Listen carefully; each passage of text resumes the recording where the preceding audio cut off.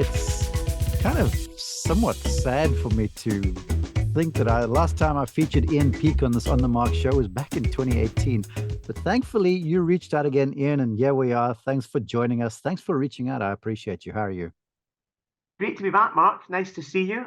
Some really nice flags in the background there, part of our golfing history. Yeah, exciting. Last time I was on, I just started my PhD. That was February 2018. Mm-hmm. I was busy doing, background research and finding out about, kind of what was coming to me, Yeah. and reached out to you, what was it, September, October, finished my PhD, and great to catch up tonight to kind of, talk shop on professional golf and how what golfers see the world and the world around them. Yeah. Well, folks, you can go and search that podcast. It was in 2018, and Ian spoke about the tour player architecture. So now I've grown up a little bit. Ian's not smarter because he's always been smart, but there's some very cool topics that we're going to address. But I want you first off to tell our global audience, the folks who may not have listened to the first one back in the day, just a little bit about you. Obviously, there's the beautiful Scottish accent. So give us the whistle stop tour.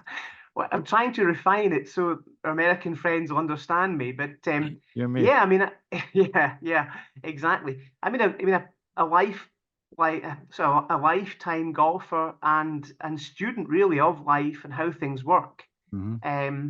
So I've been a golf coach for 35 years. And I didn't go to university beforehand because golf was my life, but I got to 43 and realized as a coach, I thought there was quite a few tools missing in my toolbox, Mark. So that took me to university. Mm-hmm. That was the first time we chatted. I did a master's degree in sports coaching.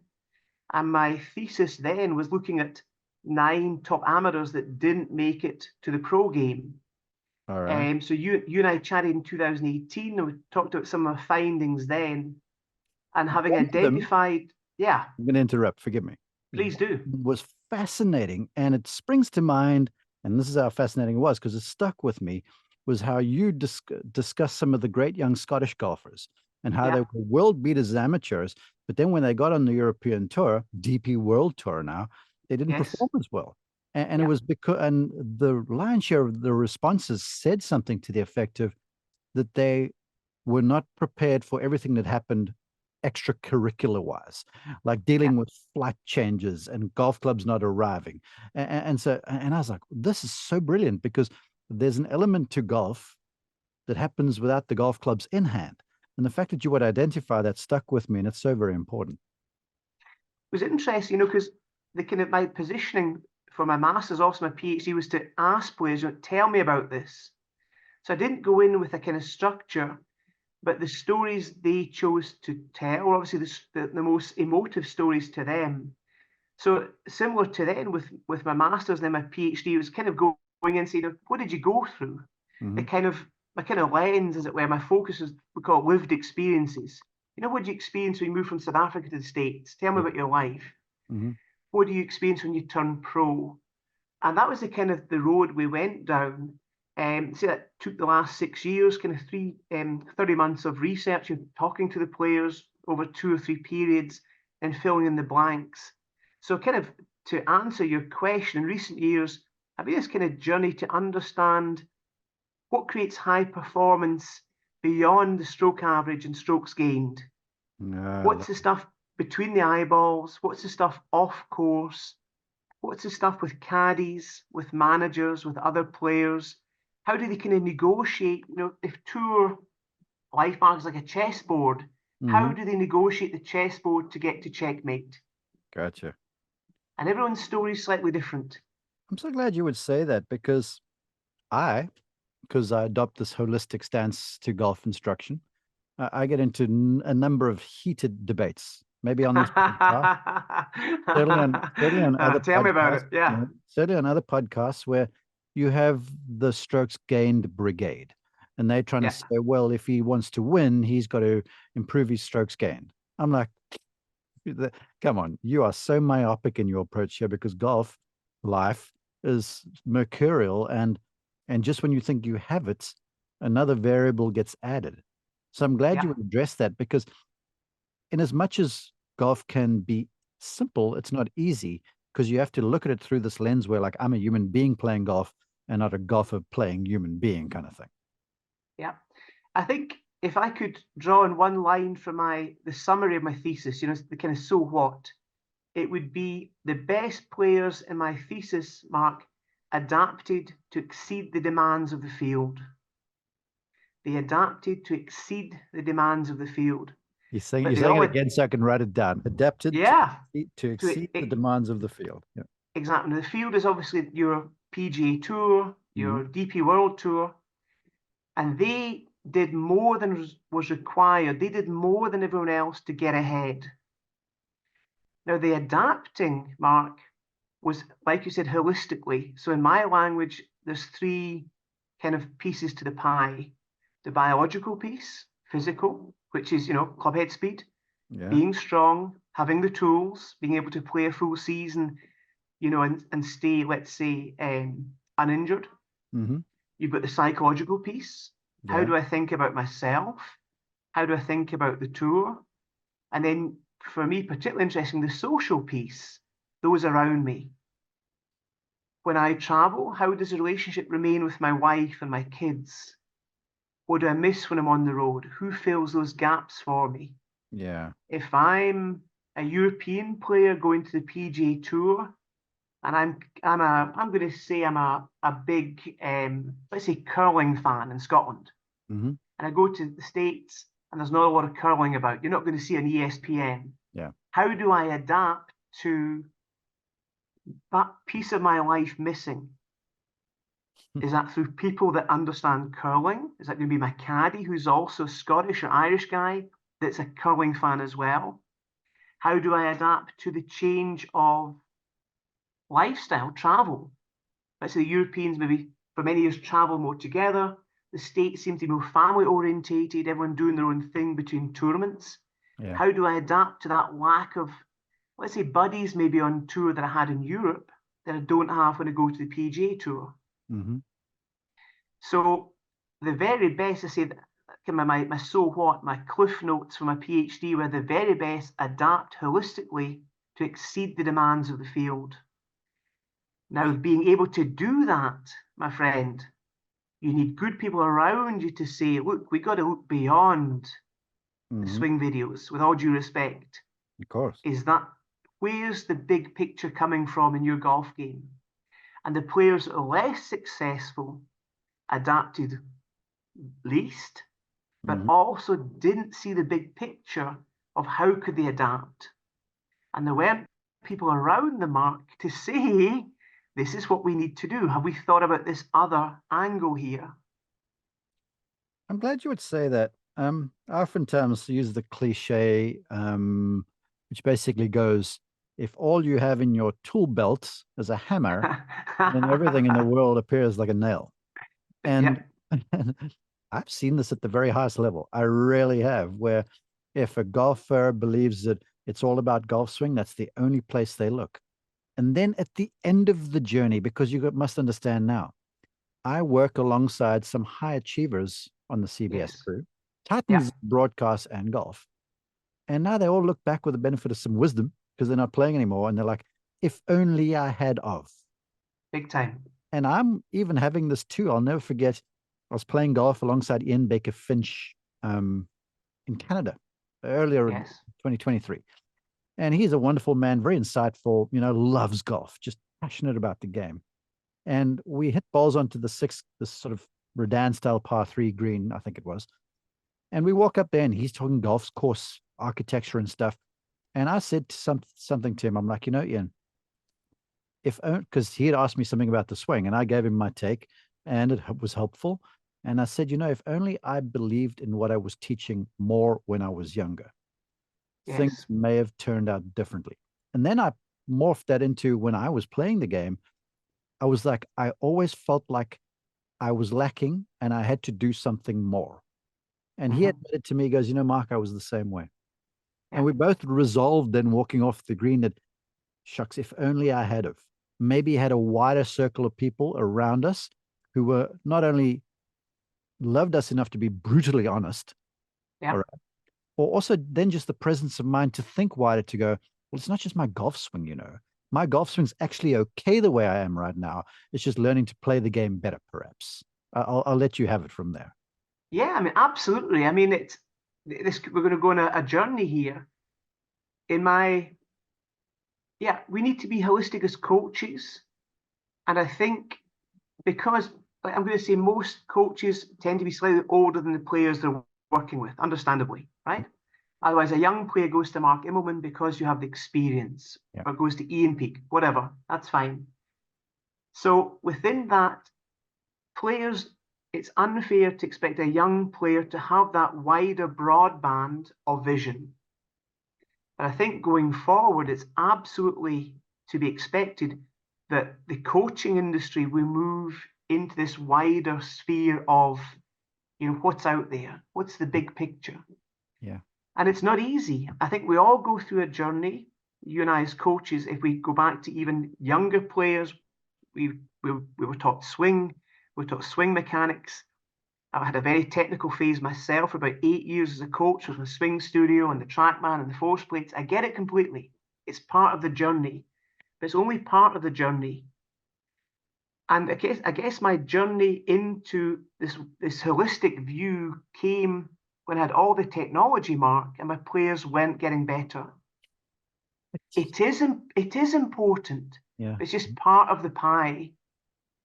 The players that I think, again, that adapted most to exceed the demands of the field were those that they were cognitively smarter. They were looking beyond the obvious stuff to get ahead quicker. And interesting, going back to what you said about your chat there with Ian Baker Finch, that one of the quick things that came through was during the rookie years. I called it in my thesis, and they're as emerging artists, they're the kind of these performers that arrive on the scene. And you see them every year in the PGA Tour. Yeah. They come, do they stay or do they go? And those that were most successful as the rookie years, two things really stood out that kind of came from themselves.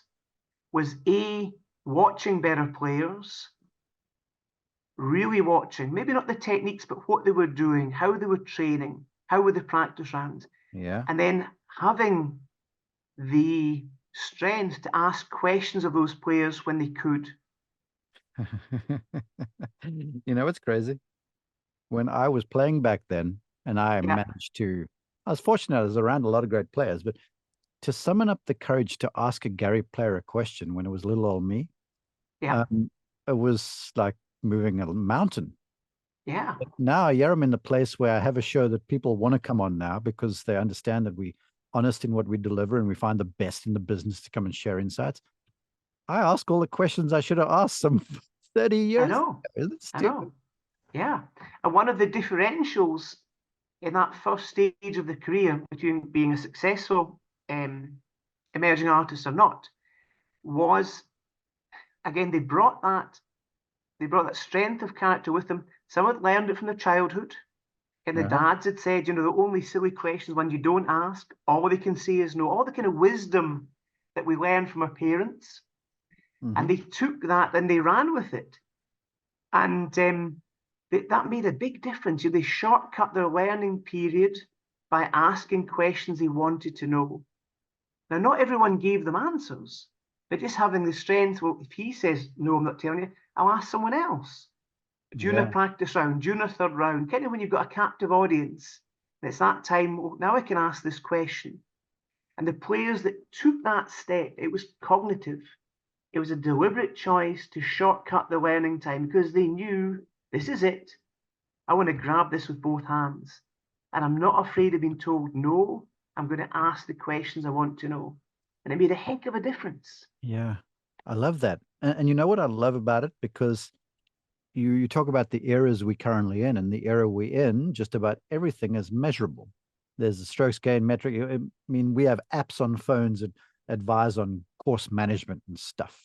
Yeah.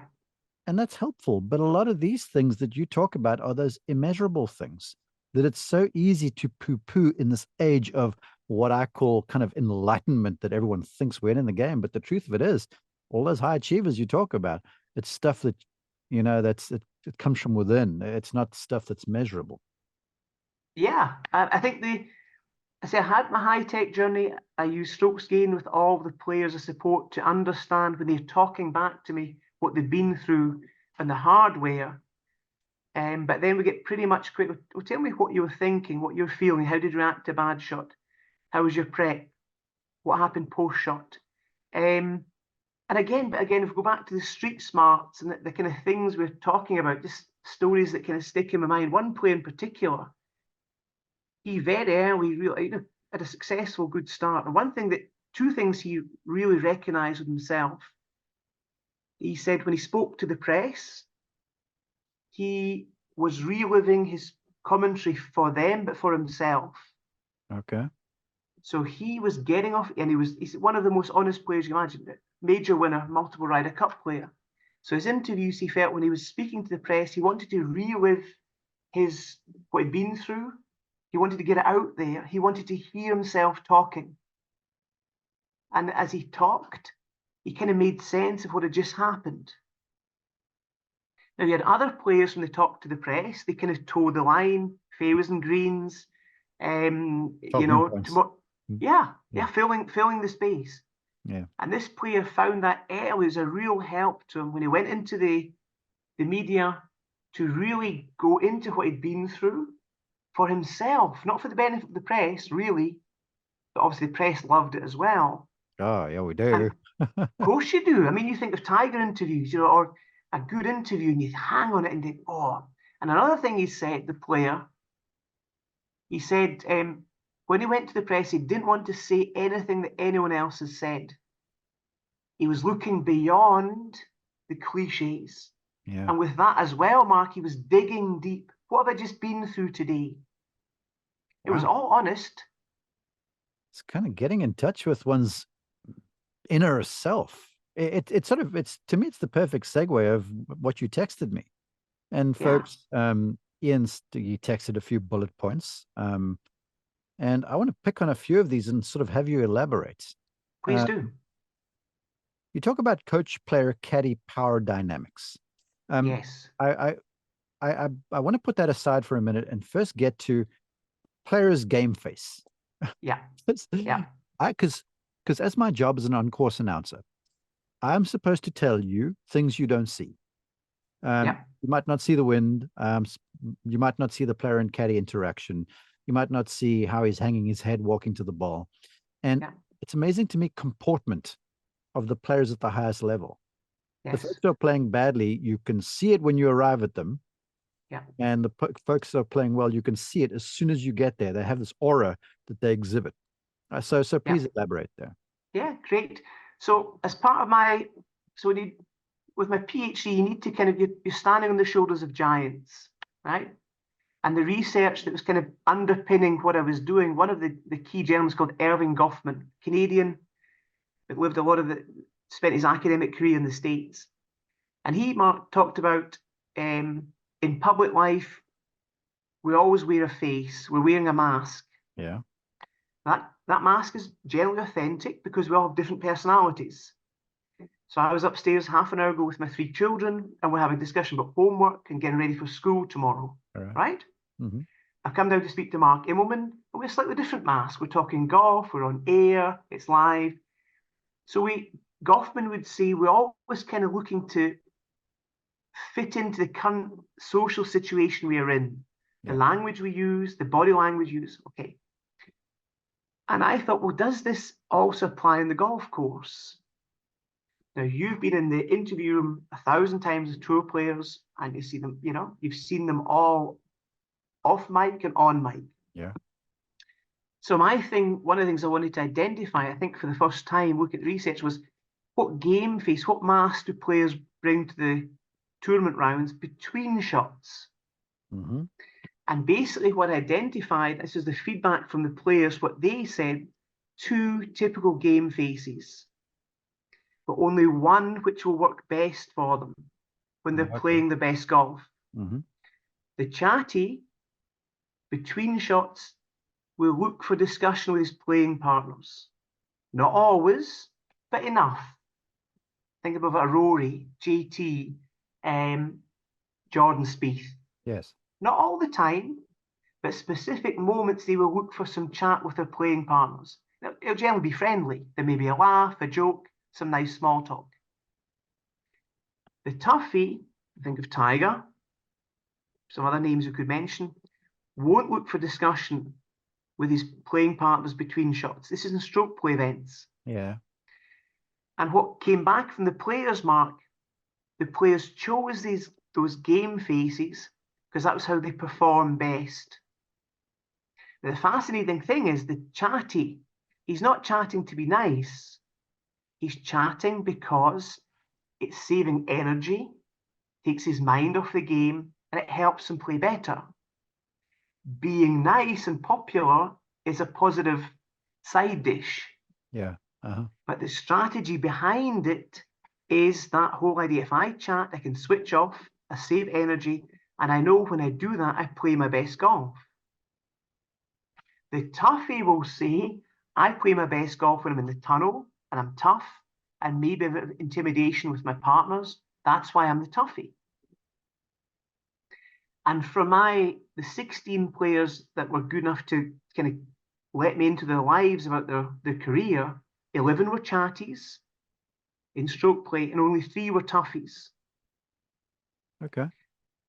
Now, the big thing, and this is interesting, so we're going to the power dynamics between players. There's always power involved. So let's say a chatty's out there with 2 toughies, okay? Mm-hmm. So the chatty would like to talk, the toughies push him back.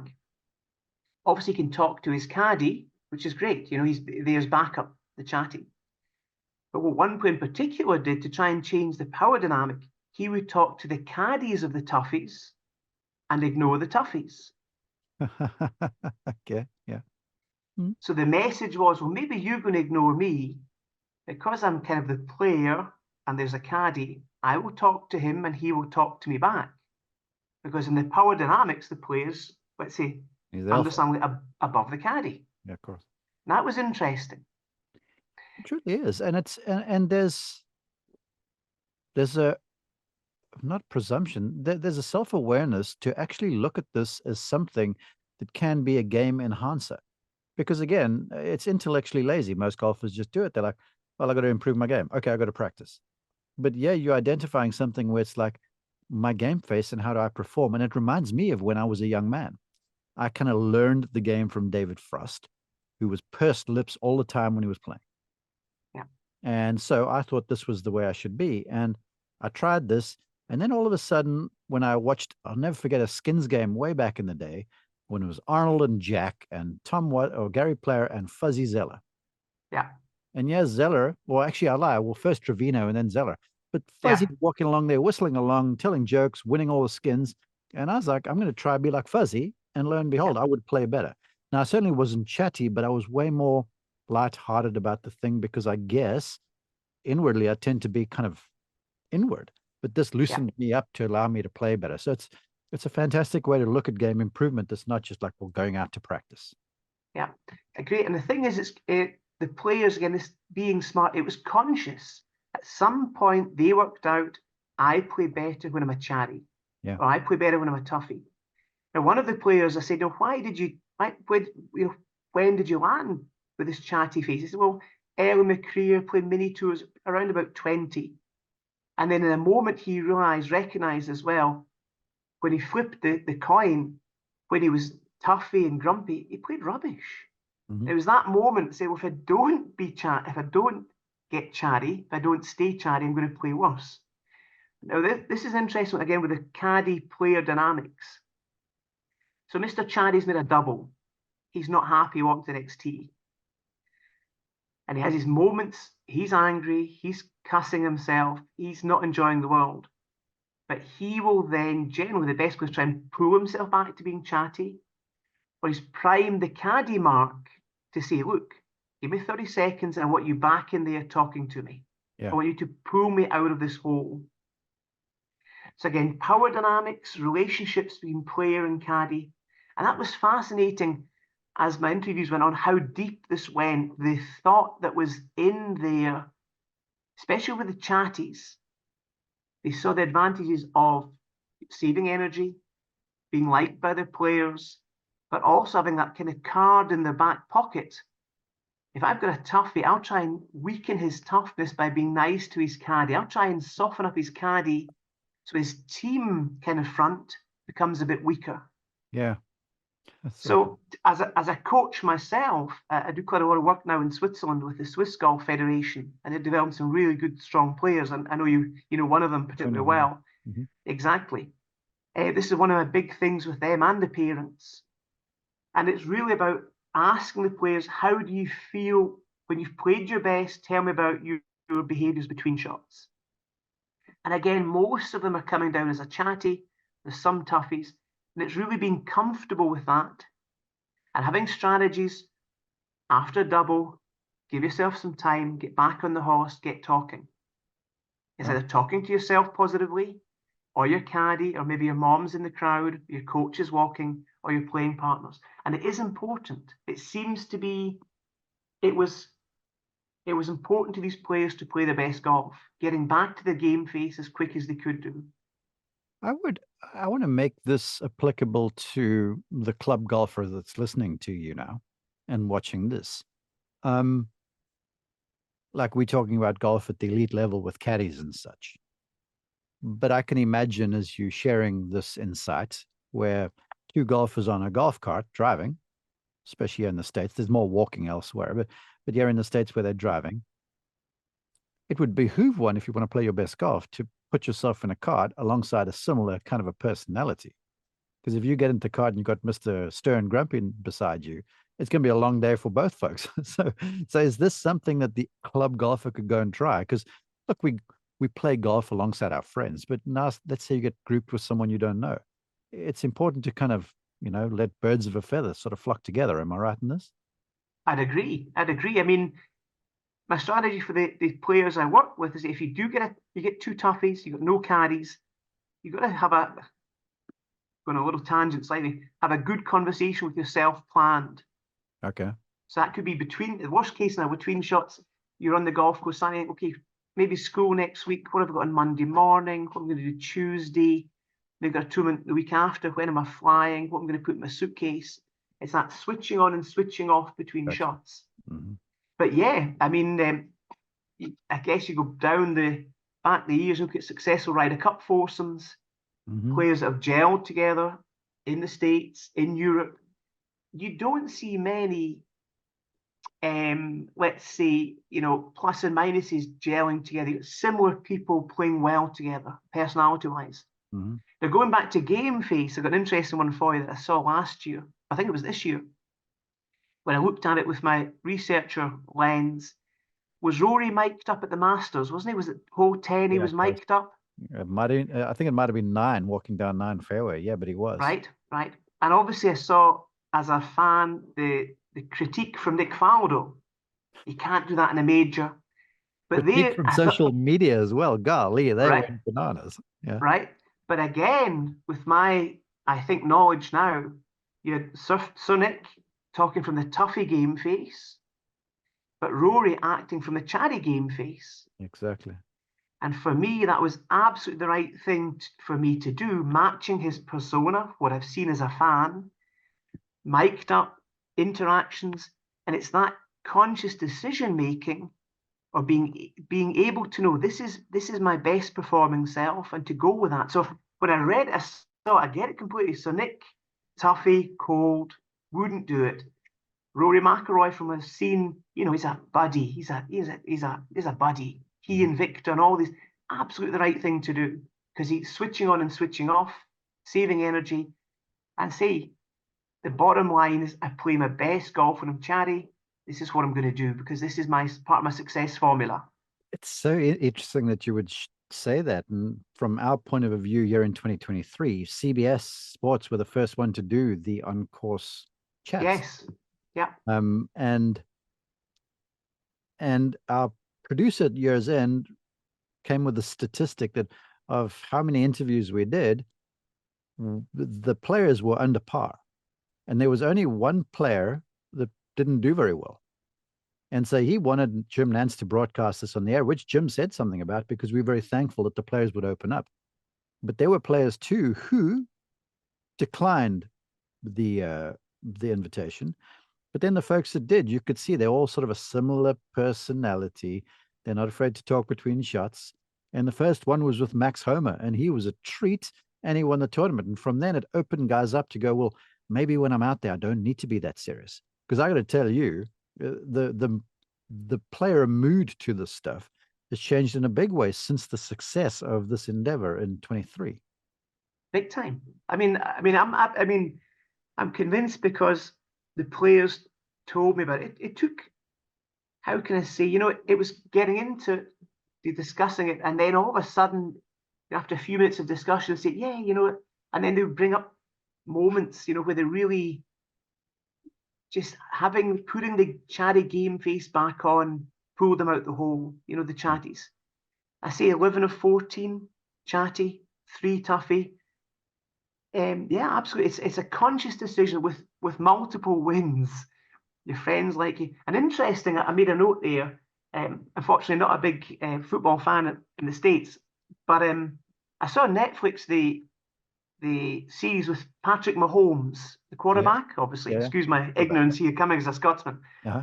But I was watching him and obviously listening to his every word. And interesting, during the games, when he gets hit, is it by the defensive ends when they come through and hit the quarterback? Yes, yeah. Mm-hmm. And how nice he was to them. And he said, good play, dog. Good play. They were hitting him down. And afterwards he said, yeah, he's nice to the quarterbacks. Maybe they won't hit him as hard. It's true. Game face. Yeah, it's true. Yeah. Game face. Uh-huh. He said almost verbatim, I think if I'm nice and they won't hate me as much. Smart man. Smart play. Very much so. Very, very and much. I made a note of that at the time, and I wrote it down again so yeah, Goffman. And you go back to Erving Goffman, this researcher, very, very, but he was all into, what does it take to get ahead? And some will choose that game face, chatty as a golfer. A few will choose the toughie. We're talking about stroke play competition, but fascinating. Yeah, you've touched on so many things already. You've talked about the coach and caddy power dynamics and such, the game face. And then we've just weaved our way through a bunch of these bullet points. I do want to ask about this. And this will sort of be the parting shot. And then I'd like your kind of overarching bow in the conversation at the end. Yes, sir. Golf is a game, and the lion's share of the folks watching this or listening to this, we all want to do better.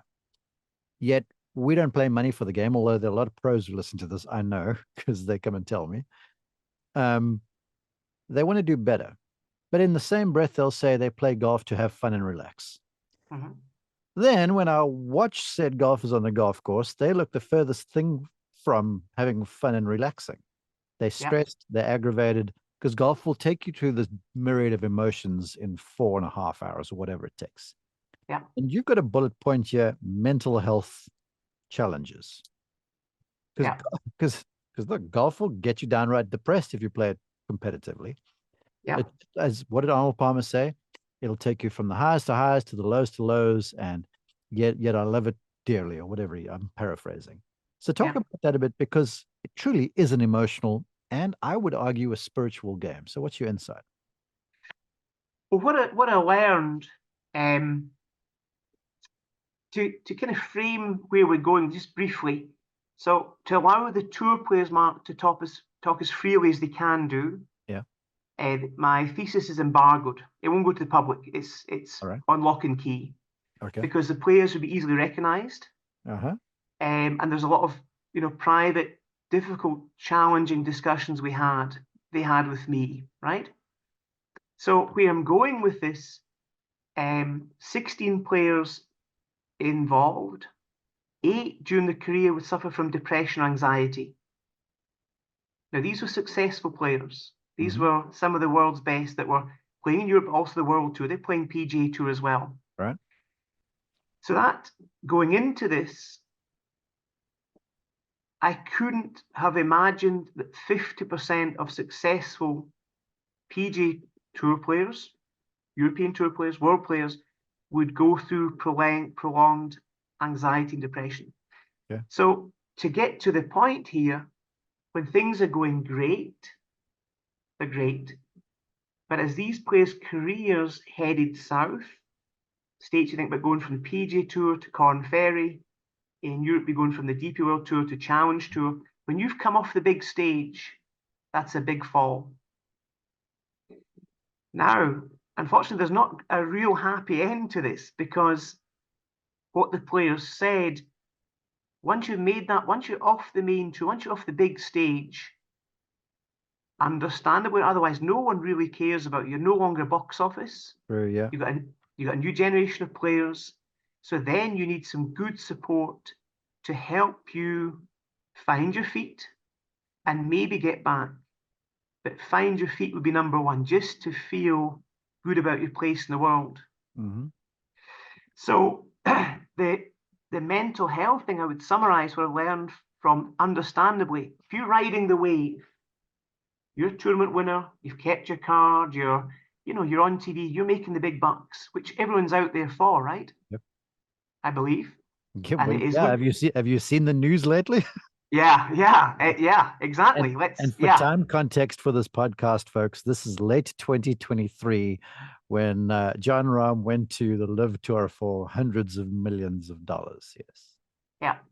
So with my, let's say, caring hat on about people and those around me, going forward, players need to know that when they enter I call it the cameo phase of their careers, Yeah, right. they're not 50, they're not eligible for the Champions Tour, probably be somewhere between 40 and 46, even a successful tour player. The world will start to seem different, and it is.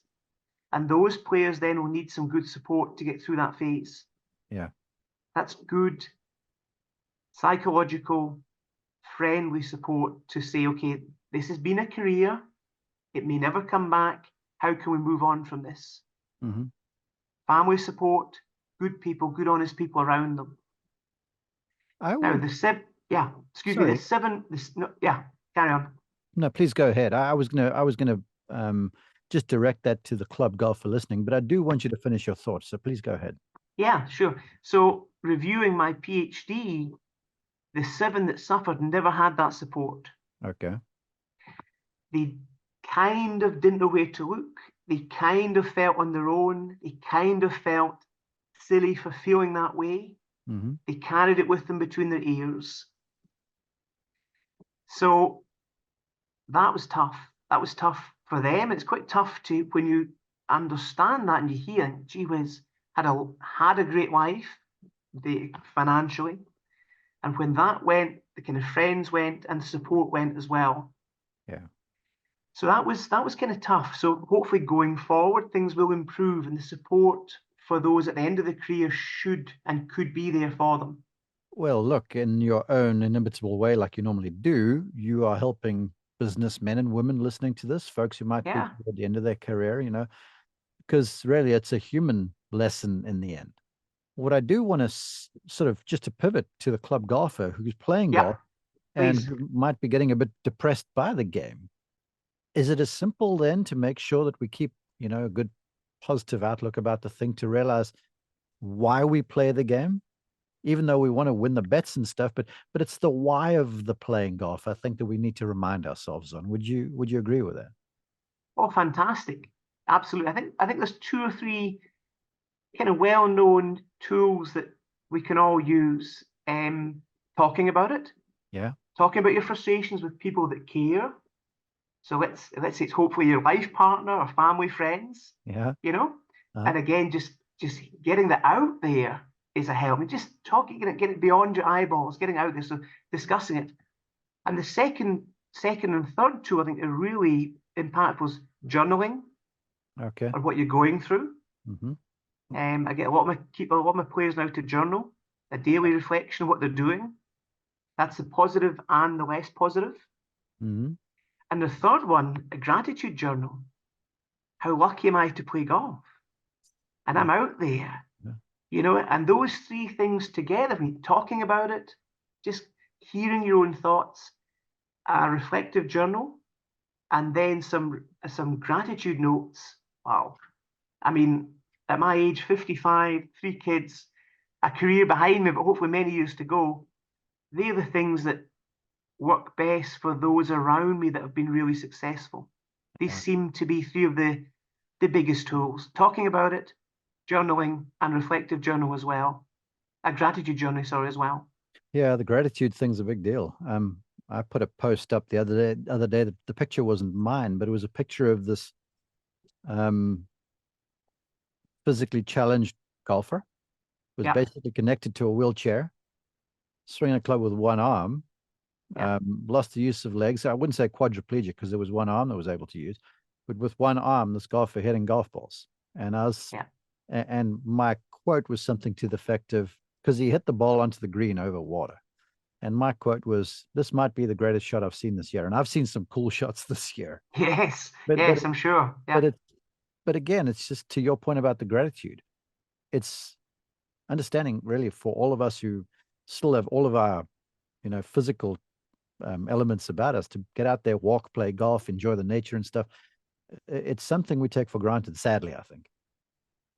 For me, Mark, it's a superpower. If you're fortunate enough to be grateful, it's a superpower. I don't know if you learn it, I've always been an optimist, but it is a superpower to be grateful. I love it. I love it so very much, Ian. Whenever I spend time in your council, I feel like I've grown in leaps and bounds. I'm sure it takes. You're very kind. I'm sure the folks listening to this are feeling the same way. So they're going to want to find out more from you. So I know they won't find your thesis because that's under lock and key, but how can they contact you? Even someone who would want to work with you, where do they go? Great. I'm easiest to find on Twitter. I believe it's called X now. And at Ian Peak Coaching. All right. At Ian Peak Coaching. I think Twitter, X. I'm also on LinkedIn at Dr. Ian Peak Coaching. So one of those 2 mediums, Mark. All right, Dr. Peak. And there's a website. I know that too. What's the website? Yeah. It's tandpcoaching.com. tandpcoaching.com. One word. You're the best. I appreciate you. I know. Come on. I know my shoe size. No, when I got that text, I was like, wow, this is a blast from the past. And I remember that's why, honestly, I hadn't listened back to the podcast, but it was so impactful on me that I remembered the anecdote of the young Scottish golfer who talked about his clubs being lost and he felt so disheveled he couldn't play straight. Yeah. So it's a real part of what we do. And I'm glad that you would shed light on it. Thank you for joining us. Thank you for having back on the show, and thank you to your listeners.